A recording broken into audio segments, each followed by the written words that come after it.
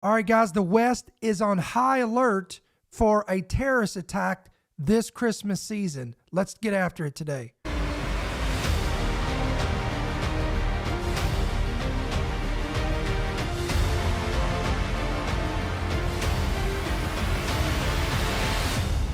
The following program is brought to you by friends and partners of End Time Headlines.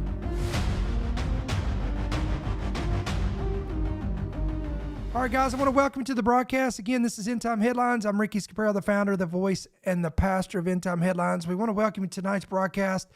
Listen, if you're new, first time joining us, somebody invited you in, let us know in the comment section below. We'd love to hear from you. Let us know that you're new and where you guys are joining us from. Real quick, before we get started, do me a favor, go to your Play Store or check out the link in the description of this video where it says download our free app. Get our app today, download it, hit yes to push notifications. This is how you're going to keep up with everything that we put out. All of our headlines, all of our podcasts, everything is going to be readily available at your fingertips. Again, on both Android and Apple devices, and you can get that today. Again, don't forget to hit the like button, the share button. I'd appreciate you guys sharing this broadcast as well. We'd love for you guys to get the word out, spread the information, the equipping that we give, the revelatory knowledge and wisdom that we try to give every throughout the week. And today I want to talk about this particular, if you guys have been keeping up with our ministry, we have been putting out these alerts that we've been receiving from different sources. And we're going to put all this together today, and we're going to show you why the West, again, I really believe, let me just say this, that I'll be surprised and shocked if we do not see something transpire in the next probably 2 months. And I say 2 months because not just Christmas, but going into the New Year's, New Year's Eve, New Year's Day, you've got this entire holiday season. And there is a lot of information coming out that is warning about this particular season. So let's talk about this today. All right, here's a headline from Fox News. FBI director says terror threats elevated to an all-time high since October 7th. Now, this is not the first time that he's made this warning. We reported on this several weeks ago. He came out and talked about the heightened alert. Now he's come out again recently, and he made the statement that, quote, blinking lights are everywhere. This is breaking this hour. Terror threats against the United States reach an all-time high since the terror attack by Hamas terrorists against Israel on October 7th. A warning now from the FBI Director Christopher Wray just a short time ago in a Senate Judiciary Committee hearing. What I would say that is unique about the environment that we're in right now in my career is that while there may have been times over the years where individual threats could have been higher here or there than where they might be right now, I've never seen a time where all the threats, or so many of the threats, are all elevated, all at exactly the same time. Wow, that's a powerful statement right there. That's what makes this environment that we're in now so fraught, and why funding our men and women who are working shoulder to shoulder with state and local law enforcement and other partners every day makes it even more important, not less. So, blinking red lights analogy about 9/11, all the lights were blinking red before 9/11. Apparently, obviously, all of us missed it. Would you say that there's multiple blinking red lights out there? I see blinking lights everywhere I turn. Okay, all right. Can't say any better than that. Blinking lights everywhere he turns for trouble, a heightened level like we have never seen.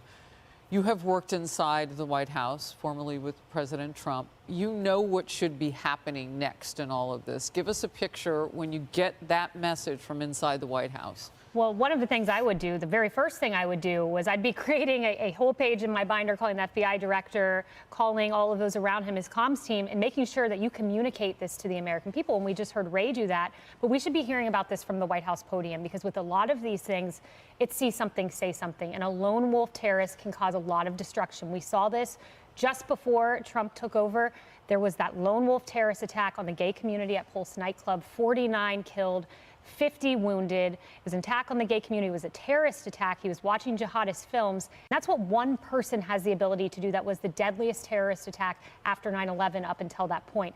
Just underscoring one point, Carrie Kupek, former colleague of mine in the Trump administration who was at DOJ, who worked with Wray hand in hand, he is not prone to dramatic talk. In fact, the opposite. So if he is underscoring something, it is a real threat. So if he is saying this, he's saying something. All right, guys, so there you have it. Listen, I just want to make this real quick. If my voice sounds a little raspy or you hear me sniffling, it's because I'm getting over a head cold, so I apologize for the inconvenience of that, or if it's aggravating on the other end, maybe on the podcast side. You'll have to, my voice is naturally raspy, but it's going to be more pronounced right now because, I'm fighting off a head cold, so just bear with me. As Paul said, bear with me in my folly. But I want to continue with this. There was another report that came out. This follows right along with this. same FBI director, warns senators on surveillance reauthorization. What is this all about? According to the report, FBI Director Christopher Wray delivered a full-throated defense of a powerful spy authority. Welcome back. Tonight, a warning from the head of the FBI, Christopher Wray, telling lawmakers today his agency needs to renew a surveillance tool by the end of the year, or the U.S. could face devastating consequences. It's called Section 702 of the Foreign Intelligence Surveillance Act, or FISA, and it's set to expire in just a few weeks. CBN Capitol Hill correspondent Matt Galka joins us from the U.S. Capitol with more on the FBI director's pitch to continue the spy tool. Matt. Yeah, John and Jenna, after 9/11, 702 provided a way to gather intelligence on targeted foreigners without a warrant outside of the country. The FBI director says with growing threats from Iran and China, it's reason enough to renew it now. What are we going to say to the family whose loved one's care was sabotaged when a hospital was taken offline by a foreign adversary and the FBI wasn't able to stop that cyber attack? FBI Director Christopher Wray told Congress authorizing Section 702 of FISA was vital to national security. What's the justification for not using every lawful tool to stop China from stealing our technology and undermining our freedoms? Because I can assure you, the PRC is not holding back. Wray told the Senate Judiciary Committee that world events like the Israel-Hamas war have elevated the terrorist threat level, with calls from terrorist organizations to attack America and its citizens. Blinking red lights analogy about 9/11. All the lights were blinking red before 9/11. Apparently, obviously, all of us missed it. Would you say that there's multiple blinking red lights out there? I see blinking lights everywhere I turn. The 702 program has come under fire over concerns about how it can be used, including the potential to spy on Americans. There is a concern that the tools, including FISA, the Foreign Intelligence Surveillance Act 702, can be abused, and that it can be used to target U.S. citizens. Let me just ask you directly, is it possible to lawfully target an American citizen under Section 702? Well, I think so-called reverse targeting, targeting of Americans through the end run of 702 is expressly prohibited. And 702 is set to expire at the end of the year. There has been a bipartisan push to reform some of those powers, again, over some of those abuse concerns, with some fearing it could be used on American citizens. So, Matt, can you expand upon those abuses with 702 powers? Well, yeah, John, earlier this year, a FISA court actually ruled that the FBI broke its own rules when they were using some of those 702 powers to investigate some of the people accused of are participating in the January 6th riot, and also some of the people who were participating in those racial justice protests from 2021. Now, some of those reforms that members are pushing for would pare down some of those 702 powers, and that would include getting a warrant before starting some of those investigations. So again, we're talking about this legislation that would be, this is straight up big brother technology that's going right into just more invasive technology that is keeping par and keeping tabs on all Americans and people abroad. Now, I don't know how you feel about that, but again, you'd be shocked and you'd be surprised how much freedoms, yes, that people will be willing to surrender or give up in the name of security and safety.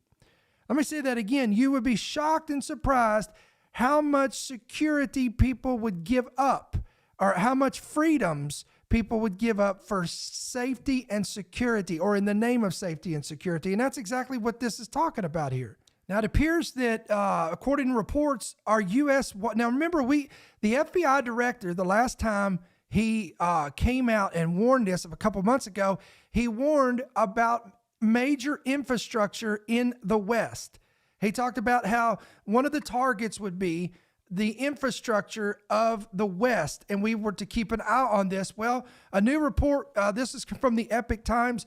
Look at this. U.S. water systems targeted by Iran-linked cyber attacks across multiple states. Let's see what this says here. According to the report, multiple federal agencies are warning that Iran-linked hackers have been targeting U.S. water systems and other industries that use programmable logic controllers made by Israeli firm Unitronics. As the Israel-Hamas war simmers in the background, hackers affiliated with the Islamic Revolutionary Guard Corps, or the acronym is IRGC, have engaged in malicious cyber activity targeting PLC operational technology devices. Apparently, these are used in U.S. water and wastewater systems sector and in other industries, including, here it is, energy, food, and beverage manufacturing. And this has been going on, according to the report, since at least the 22nd of November, according to the agencies, and said in a December 1st alert. The agencies that issued the warning include the FBI, the Cybersecurity and Infrastructure Security Agency, CISA. Others reporting this is the NSA with Israel National Cyber Directorate, or the INCD, also joining the advisory. According to the report, after the hackers struck in multiple states, they left the following defacement message, quote, "You have been hacked, down with Israel. Every equipment made in Israel is Cyber Avengers legal target." Now, one of these locations of this, I know many of you guys are probably wondering where, what states. According to the report, a cyber attack by the Iran-linked group on November the 25th targeted the Municipal Water Authority of Aliquippa, Pennsylvania. This attack forced the utility to switch to manual operations, according to officials, and said the water quality wasn't compromised. Here's more on this. In the U.S., a new bulletin tonight amid this Israeli war. Tonight, there is new concern that Iranian-backed hackers might have targeted the water supply system near Pittsburgh. The ominous message sent about using equipment made by Israel. Here's our Chief Justice correspondent, Pierre Thomas, now. Tonight, evidence that hackers with ties to Iran may be testing the American infrastructure for vulnerabilities. Officials at a small water utility site in Pennsylvania, just outside of Pittsburgh, noticed Friday night that a computer that helps control water pressure for 2 townships was malfunctioning. When they rebooted the system, this ominous message, highlighted in red, appeared on the screen, saying, "You have been hacked." One strategy used by hacking groups is to start small, target a vulnerable location, and then use that to conduct additional cyber attacks in the future. Pay attention to what he's saying here, ladies and gentlemen. The group claiming responsibility called themselves Cyber Avengers, saying they were attacking because the water utility used equipment made in Israel. It's mind-blowing. I would have never, in a million years, would have never thought that we could be involved in that. Utility officials say the hack did not impact the main computer network, and at no time was water quality or supply at risk. But tonight, ABC News obtaining this bulletin from state and federal officials warning that this form of attack has the potential to target any critical infrastructure in our area. In other words, translation, this is literally a dry run. This is to see how vulnerable these infrastructures are, what they can get away with. Because it's not just this, guys, but it's also been these ransomware attacks that's hit hospitals recently, the banking system. These are the airline industry. We've talked about that on this program before. These are dry runs to see what they can get away with, how much they can pull off on larger scale attacks. The man just said that, so I'm not making this up. He just said that as well. David, tonight those Iranian-backed hackers are warning that any American utility using Israeli products is fair game and could be targeted. All right, so we have the FBI director who has come out not once but twice, has warned of vulnerabilities and targeted attacks on U.S. infrastructure. And now he's warning about the importance of implementing this massive dragnet of technology that is going to allow government reach right into your homes, observing everything that we do. It's not as if they're not doing this already. Come on, give me a break. I mean, we've talked about this. Smartphones, smart televisions, everything we have that's electronic, your vehicles. Guys, they're watching everything we do anyway, regardless. But again, it's, you know, when 9/11 happened, you had the Patriot Act. This is what all paved the way for this. So this is nothing new. So you got all this stuff going on. Then I think it's interesting. Then we're heading up to, and you knew we were going to go here with this. You just knew that it was coming here. But it appears that there is a lot of rhetoric that is increasing as we head up to, here we go, the 2024 election. And some of this rhetoric is dangerous, guys. Absolutely dangerous. In fact, I want to pull up an article here. This is from Michael Snyder of the End of the American Dream. He's also the author of the blog, the economiccollapseblog.com. We've had him on here on our program once, and we did a segment with him. We'll probably have him back in the future, I'm sure. We're going to pull up this. I'm going to read this. This is an interesting piece that he put out here. Let's talk about this. Quote, as we approach the 2024 presidential election, I'm extremely alarmed by the apocalyptic language that is being employed by many on the left. They are making all sorts of outrageous claims about how Donald Trump is a fascist that will become a dictator for life if he wins the 2024 election. This sort of incendiary language is potentially setting the stage for unprecedented civil unrest. And I'm going to show you some more reports. If you think that Michael Snyder is just kind of blowing smoke here, or he's an alarmist, or he's speaking hyperbole, well, we're going to give you some more reports here in just a minute as we go on with this, and we're going to prove to you that there's a reason why he's coming up with this assessment. Snyder went on to say that he believes that if Trump actually wins the election, that he believes there will be such outrage and anger, instead of inflaming tensions, those in positions of power and influence, you would think would try to diffuse them. However, he is saying that this thing could just be a powder keg and explode. In a recent editorial from the Washington Post, Robert Kagan boldly declared that there is now a, quote, clear path to dictatorship in the United States. Again, this is from the Washington Post, from a journalist there. He said, quote, let's stop the wishful thinking and face the stark reality. There is a clear path to dictatorship in the U.S., and it is getting shorter every day. In 13 weeks, Donald Trump will have locked up the Republican nomination. In the Real Clear Politics poll average, that Trump leads his nearest competitor by 47 points and leads the rest of the field combined by 27 points. So these people are already freaking out, losing their minds. The quote, the idea that he is unelectable in the general elections is nonsense. He is tied or ahead of President Biden in all of the latest polls, stripping other Republican challengers of their own stated reasons for existence. There's another publication called The Atlantic. They published an entire issue dedicated to discussing what will happen if Trump wins next year. And it is, according to Snyder, it's loaded with wild conjecture. Let's read this. Quote, for weeks, Trump has been ramping up his rhetoric.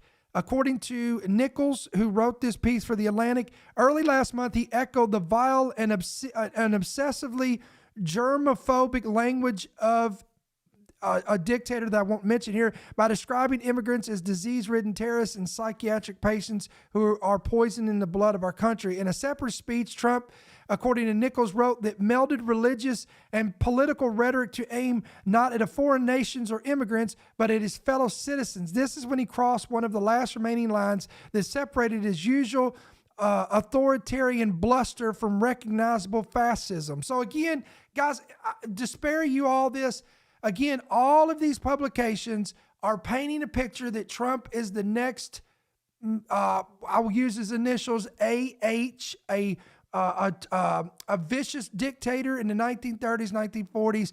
This is what they're comparing him to. Even Liz Cheney came out recently and said that if Trump wins the election, it may mean, quote, the last election that we will ever get to vote in. Each passing day, that the disgraced, twice impeached, 4 times indicted ex-president moves ever closer to winning the Republican nomination. The vision of a second Trump administration is becoming clearer. Take a look at these headlines. The Atlantic devoting an entire issue to the subject of a second Trump term with the words, "if Trump wins." From the New York Times, why a second Trump presidency may be more radical than the first. And this from The Guardian, a second Trump term will be far more autocratic than the first. He's telling us. Just a few days ago, an op-ed in the Washington Post read, "A Trump dictatorship is increasingly inevitable. We should stop pretending." The through line through all of this chilling reporting is a warning. Donald Trump could transform every institution that comes under the sway of the presidency, from the Justice Department to the federal bureaucracy that makes every government agency tick, to the alliances that underpin our foreign policy. Now look at this is from Vice News. Check out this article. The Pentagon has investigated dozens of extremism cases within its ranks. Well, what's this all about? Let's check this out. According to the report, the Pentagon has investigated 183 instances of, quote, extremism in military ranks, according to a new report, including 78 cases of troops advocating for, what could they be advocating for? Ready for this? They're advocating and engaging in, or they're supporting the overthrow of the U.S. government, or seeking to alter the form of the government by unconstitutional or unlawful means. Now, here's a fun fact for you. I'm sure that the arbitrators at Truth from Google and Facebook and PolitiFact and all them will probably send out their finest to try to fact check this. But did you know that the Declaration of Independence basically tells us that it is the duty and the right of the American people to alter or abolish any government that does not secure our unalienable rights, including life, liberty, and the pursuit of happiness. Did you know that? That's in the Declaration of Independence. But interestingly, this report says the U.S. military has a well-documented extremism problem. People with extreme political ideologies, including, here we go, white supremacists, have long used the military as a place to recruit and train new talent. A lot of neo-Nazis have turned out to be former Marines. In 2021, Secretary of Defense Lloyd Austin ordered a 60-day pause across all branches so that they could take time to address this problem because it was so bad. According to the report from Vice, we now have a better understanding of how bad the problem actually is. According to a new report from the DoD Inspector General called the Annual Report to Congress, pursuant to FY 221 NDAA Section 544, for all you technicalities out there, or technical folks that like all that stuff, quote, it's an OPEG name for a serious topic. Section 554 of the Pentagon's 2021 budget required it to keep Congress informed on how well it's handling some of the Pentagon's problem areas. sexual assault, diversity, inclusion, and responses to supremacy or supremacist, extremist, and criminal gang activity of a member of the armed forces. According to the report, it noted that 183 different instances, of the Pentagon investigating people over extremism across all branches of the U.S. government or the military. This included 14 Army investigations into, quote, advocating or engaging in unlawful force or violence to achieve goals that are political, religious, discriminatory, or ideological in nature, and 43 Army investigations into, quote, advocating, engaging in, or supporting terrorism within the U.S. or abroad. Now, Pentagon spokesperson John Kirby was recently asked about this. Let's look at this. Let's watch this real quick. Last question is how many extremists did you actually find? Well, the effort, just to be clear, wasn't about going and finding extremists. There was two components here. One was to report out the work of the extremist working group, which we've done today, and also updating the instruction, which we've also done today.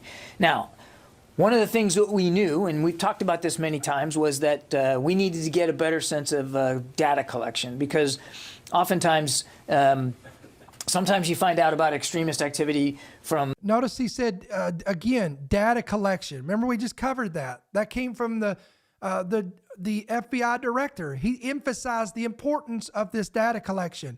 Well, again, here we go. This is being talked about again.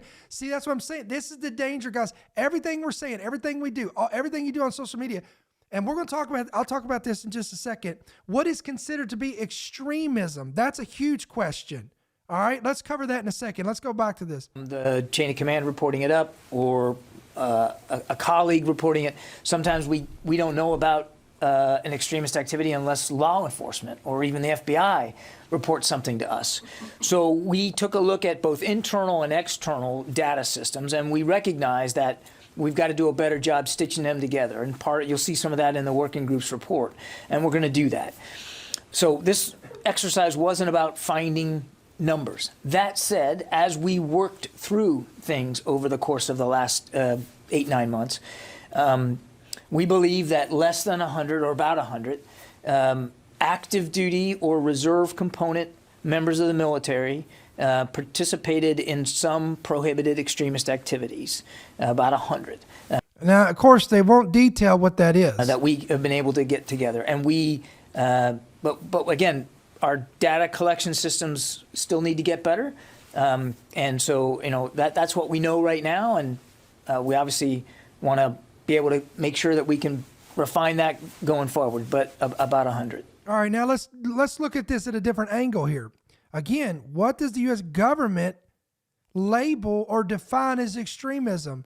I like this. This is an interesting posed question here, according to CBN News. Let's watch this. During this House Armed Services hearing, a representative of the Southern Poverty Law Center rang some alarm bells about extremism in the military. We have the report or survey results from the Military Times last year that reported over 50% of service members of color say that they witness racist or white supremacist behavior within the ranks. Racism continues to occur within the ranks, and we must work to root out this bigotry and deal with that problem in a comprehensive manner. It was pointed out some 20% of those arrested for the January 6th takeover of the Capitol building were present or former military members.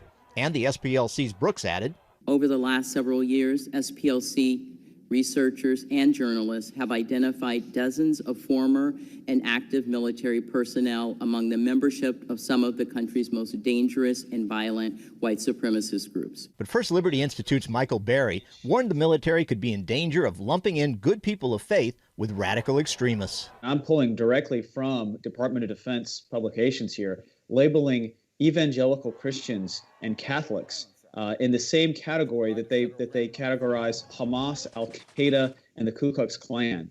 Did you hear that?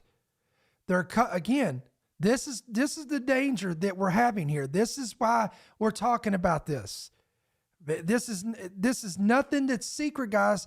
If you guys have done your homework, you'll know that we are all lumped together in this. If you are a Bible-believing Christian, you believe in what this word teaches and what it upholds, And because it's so opposing to the culture, you're considered to be an extremist. He told CBN News it's suspected a teeny tiny fraction of troops are dangerous radicals, and purges can easily get out of hand. While it's important to remove true extremists from our military, we have to be very cautious not to infringe upon the constitutional rights of the other 99.9%. We lack any concrete evidence that violent extremism is as rife in the military as some commentators claim. Since the start of FY20, 9 soldiers have been separated from the Army for misconduct. Now, this was 2 years ago. Now this number has gone way up, and they're saying, nope, we've got to purge it out. We've got to eradicate it. We've got to get rid of all of it. Where extremism was a factor. 9 out of nearly 1 million. Chairman Smith said that was one of the main reasons to have this hearing, to find out if there really is a problem, and if so, just how big it is. All right, guys, and just like our title of this, it's not just America that is being warned and has these red alerts and these alarm bells going off, but it's the entire West. According to a senior EU official who has warned that there is a huge security risk in Europe over Christmas as Israel-Hamas war rages on. According to the report, Europe is facing a huge risk of terror attacks over the Christmas holiday period due to the fallout, again, from the war between Israel and Palestinian militant group Hamas.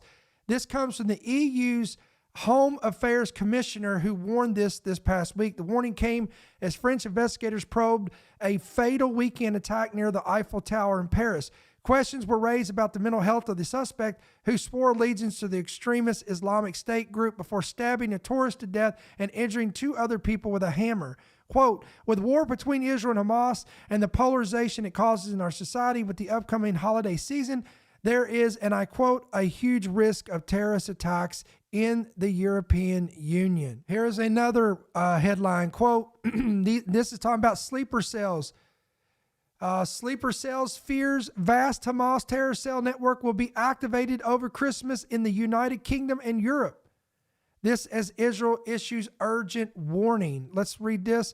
Israel has issued a chilling warning to 20 European countries over a massive network of Hamas agents operating undercover. It comes days after the EU again warned of this huge risk of terrorist attacks over this Christmas. We just talked about that. The report goes on to say that, quote, there are fears of sleeper cells of terrorists that could be activated across Europe. This comes as Israel's Affairs Ministry sent personal letters to the EU leaders, which included evidence of terrorist activity of Hamas in major cities across the continent. The letter included evidence of known activists, including social media posts that praised Hamas activity.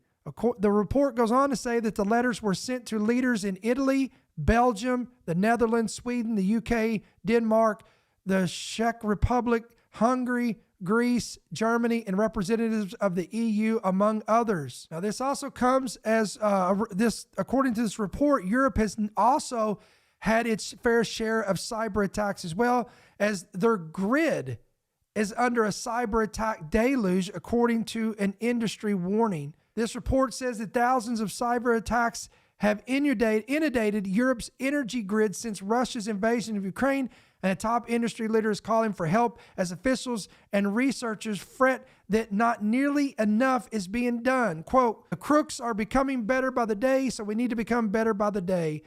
The chief executive of E.ON, one of Europe's largest utilities, said in an interview that, quote, I'm worried now and I will be even more worried in the future. A recent report from the International Energy Agency found the average number of cyber attacks against utilities each week more than doubled between 2020 and 2022 worldwide, with 1,101 weekly attacks. Think about it. Registered last year. The EU companies have scrambled to hire cybersecurity experts in the month following Moscow's assault on Kyiv, the report noted, indicating utilities were not fully prepared. Now, I want to go back. You remember I talked about when we read that blog from Michael Snyder, and he talked about the 2024 elections, and he predicted and he said that if Trump was to win, based on the rhetoric that he's seeing and things that are happening and moving and shaking, that we could see some really bad things come to our nation. Well, look at this. This is a piece from the USA Today. Let me pull this up. Look at this headline, guys. Could the 2024 election cause society to collapse? This is from USA Today. Some preppers think so, and they're ready. Now, according to this piece from the USA Today, they highlighted this woman, Breck Wagner, and I'm going to read this. Quote, Breck Wagner looks out the windows of her home in North Carolina and sees disaster coming. Not immediately, but someday as hurricanes and other storms supercharged by climate change barrel up the eastern seaboard, drenching neighborhoods and knocking out power and destroying roads. But it's not the storms that Breck is worried about. Instead, she worries that an incompetent federal government run by someone like the current Republican frontrunner. Guess who he is, ladies and gentlemen? You guessed it, former President Donald Trump. So she's not worried about supercharged hurricanes and storms and disasters caused by climate change. She's not worried about, these forest fires. She's not worried about earthquakes. She's not worried about pestilences and plagues and famines. Nope. She is losing sleep at night. She is full of anxiety that the federal government will once again be run by President Donald Trump. And that according to her, that he will botch the humanitarian response to a predictable disaster. So she's saying that if Trump gets in office and these supercharged hurricanes and tornadoes and disasters are more prevalent and they're coming down the pike and they come into the neck of the woods of North Carolina, she said that Trump will ignore it. He won't do anything about it. He'll botch the humanitarian response. But according to USA Today, and we know that they're one of the arbitrators of truth because they're a known fact checker. So we've got to listen to what they've got to say, and they've done their homework. And according to them, this woman is only one of a growing number of people on both sides of the political divide who are, and I quote, preparing for the possibility of a disastrous collapse of society as we know it after the 2024 election. According to this report, Wagner, who is 39 years of age, represents a relatively small but growing segment of Americans who consider themselves preppers. Oh, and by the way, just so you'll know, preppers are probably on that list of what's called extremist. Okay? Yes. Ladies and gentlemen, they're considered to be extremists because they're making such preparations, and that and because they're actually preparing themselves for disaster collapse. That's considered extremism. Anyway, there's a growing number of people prepared to survive without a government assistance during disasters. Those disasters could encompass anything from a major storm to widespread looting sparked by election anger.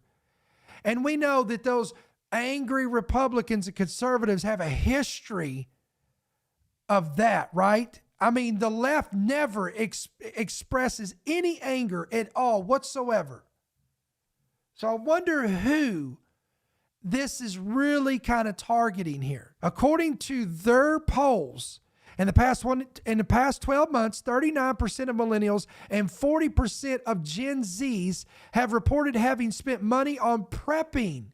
Well, that's a lot of extremists right there.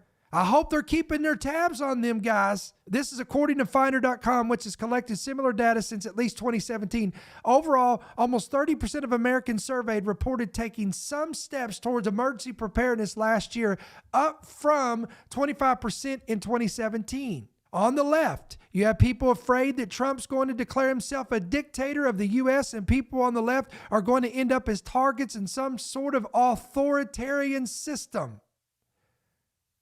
This was according to prepping expert Brad Garrett.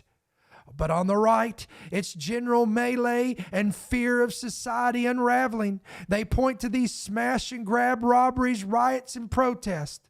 One expert consulted by U.S. Today said a failure or perceived failure of government is almost always the trigger for people to begin prepping. He said the number of younger, more liberal people prepping indicates a loss of trust in the government. No, that can't be right. Let me read that again. The number of younger, more liberal people prepping indicates that there is a loss of trust in the government. Now, I wonder, ladies and gentlemen, why there's such a loss of trust for the government. Come on, I can hear the Jeopardy music playing right now.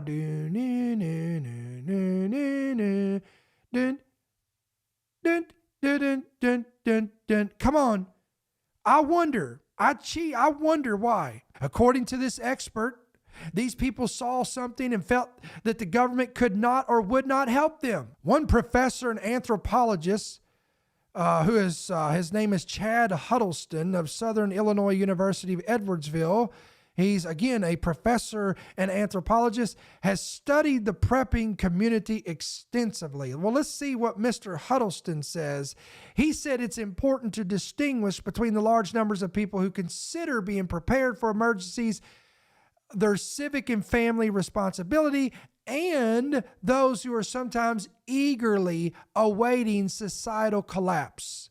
But he said the number of people deliberately preparing for a crisis tied to a Trump-Biden election is growing. According to this professor, according to this expert in prepping research, he says that one side, people think Trump may bring a new world order and they will come and get us. Note, I wonder. It's interesting that he says us. So basically, he's basically identified himself as a liberal.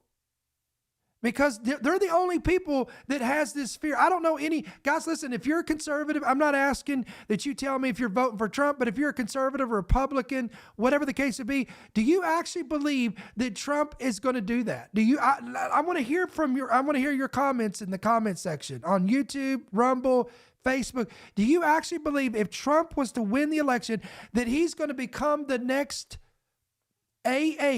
dictator and create a new world order and he's coming to get you? I want to know from you. I want to hear from you. I want to hear that. I want to hear your thoughts on that. And then the other hand, he says, and then on the other hand, you have the communities who thinks things will just get worse, so we have to help ourselves. And of course, here we go.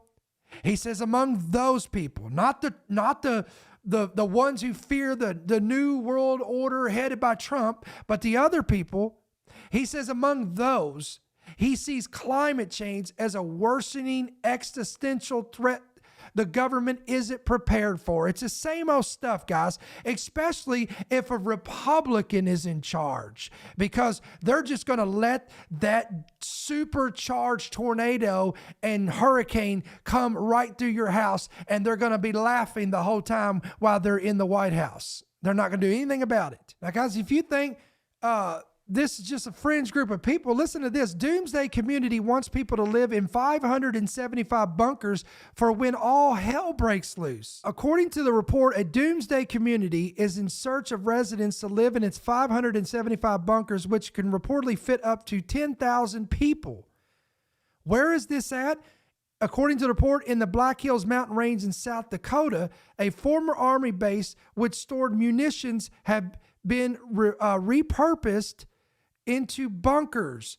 The base has since been transformed into livable bunkers aimed at providing an epic humanitarian survival project, not just for the top 1%. According to the executive director of Vivos, who runs the Doomsday Bunkers, he told AbsolutelyBusiness.com that, quote, average people can now reserve their spot for when all hell breaks loose. He says that members of the Doomsday Group are not preppers or the elite, but they're, quote, well-educated average people who want to protect their families during uncertain times. He went on to say that, quote, we are living in very dangerous times, making the need to have a life assurance shelter solution a must-have for those who want to survive these extinction-level events. Wow, I didn't know that we were having extinction level events. But anyway, and to have the opportunity to emerge safely thereafter on the other side. So if you want to know what these look like, here's a little bit of, if you guys that are watching the visual of this, let me pull this up for you and I'll show you this. Here's a picture. According to the caption, there's also medical care available. This is inside the bunker. Here's another one. Looks like a home theater man cave with theater seating, a TV up on a mount here. This is these are bunkers, guys. Here's one here pictured outside. Here's one with a full kitchen, dining room, living room, the whole 9 yards. Again, this is all readily available for those that have that fear that all hell's going to break loose. Maybe you're one of the Gen Zers. Maybe you're one of the millennials. Maybe you think that Trump's going to rise to power and create a new world order and he's coming after you. Well, now you can get your bunker. Or maybe you're one of those ones on the left that thinks that when Trump does get in office, he's going to ignore climate change and the superstorm's coming. So now you can get underground and get away. Honestly, what this reminded me of, guys, is this is how they're going to react in the tribulation. Did you know that? In Revelation 6, I pulled this up on the screen so you can look at this. Look what it says here. Then the sky receded. Now, this is during the tribulation. The sky receded as a scroll when it's rolled up, and every mountain and island was moved out of its place. John saw this in the future. Look what he says here. The kings of the earth, the great men, the rich men, the commanders, the mighty men, every slave, every free man. 7 groups of people: kings, great men, rich men, commanders, mighty men, slaves, and free men, all which hide themselves in the caves and in the rocks of the mountains, and said to the mountains and rocks, quote, fall on us and hide us from the face of him who sits on the throne and from the wrath of the Lamb. You know, it blows my mind, guys, when we read these passages of scripture like this, and yet you get people all the time that keep telling me, they get mad, they get into comments, and they want to argue with you, and they want to accuse me of lying to you, telling you that the tribulation is not the wrath of God. That's what they keep saying. The tribulation is not the wrath of God. It's not. It literally just said there in Revelation 6 that these people will be hiding in caves, calling out the rocks to fall on them so that they can hide from the face of who is on the throne and bringing the wrath of the Lamb. Who is the Lamb? Jesus, Yeshua. And it says the wrath of the Lamb is being poured out during the tribulation, and these people are trying to hide from it. All right, guys, so listen, we've got that's a lot to take in, I know, but it looks like this is why we need to please be in prayer every single day. Get with your family, plead the blood of Jesus over them, pray over them, pray a hedge of protection over them, ask the angels of the Lord to be with them and keep them, and they're coming in, they're going out forevermore. And just continue to pray for them and pray for our brothers and sisters abroad, pray for our soldiers, pray for the police department, pray for those in of authority. First of all, it's commanded in 1 Timothy that we're to do that. Did you know that? The Bible talks about that. Why? Because we're praying that every plot, every assignment of hell, every assignment of the enemy would be exposed, would be brought to light, would be manifest.